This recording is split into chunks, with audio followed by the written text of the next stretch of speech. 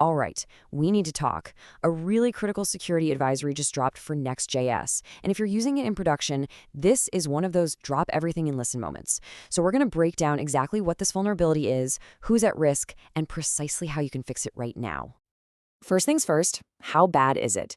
Well, this thing has a CVSS score of 10.0. If you're not familiar, that is the highest, most critical score possible. It literally does not get any worse than this. A 10.0 is the worst-case scenario. It means the vulnerability is easy for an attacker to exploit from anywhere in the world, and the impact is catastrophic. So what does a 10.0 actually get you in this case?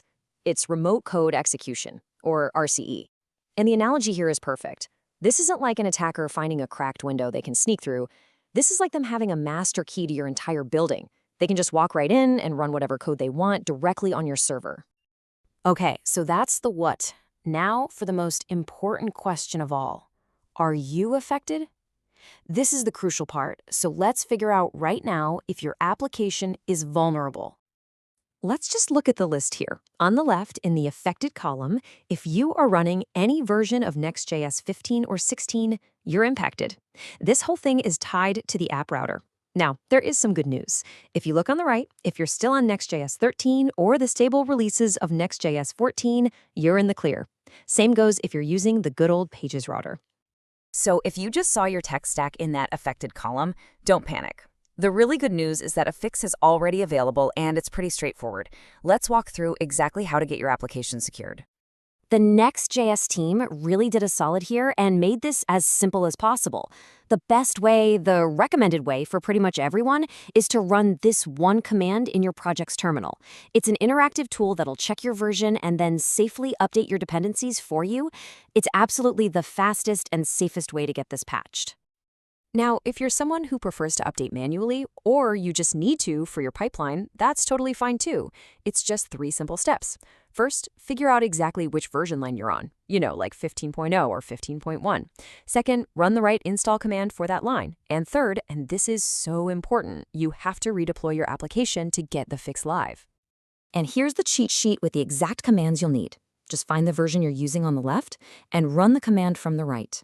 So, for example, if you're on any of the 15.2 versions, you just run npm install next at 15.2.6.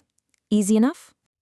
Now, I have to be crystal clear on this next point, because the advisory makes it extremely clear. There are no workarounds. You can't just slap a firewall rule on this or tweak a config file. The only way to secure your application is to upgrade to one of these patched versions. Period. Okay, so you've updated your package.json, you hit deploy, your app is no longer vulnerable, you can breathe a sigh of relief, right? Well, not quite. You're not done yet. There is one more absolutely essential step you need to take to be totally secure. And here's why. The official advisory says that if your application was online and unpatched as of December 4th, you have to assume it was compromised, because an attacker could get remote code execution, they could have read your environment variables, and that means the only safe thing to do is to rotate all of your application secrets. So what does rotating secrets actually mean?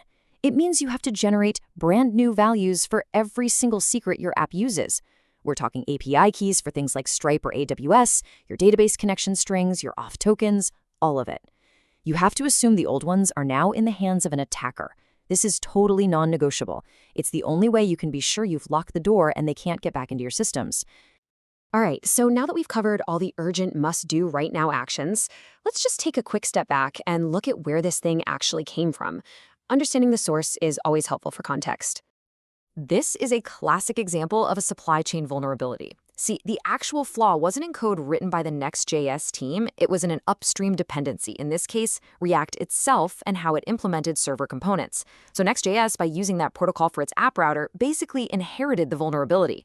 And a huge shout out is owed to the researcher Lachlan Davidson, who found this and disclosed it responsibly. Now, if you're hoping for a super deep technical dive on exactly how this exploit works, you're not going to find one just yet. And this quote from the official advisory explains why. The teams at Next.js and React are deliberately holding back the nitty-gritty details so they don't publish a step-by-step guide for attackers. It's all about giving everyone as much time as possible to patch their systems first. So let's wrap this up. Your immediate actions are clear. Upgrade Next.js, redeploy your app, and then rotate every single one of your secrets.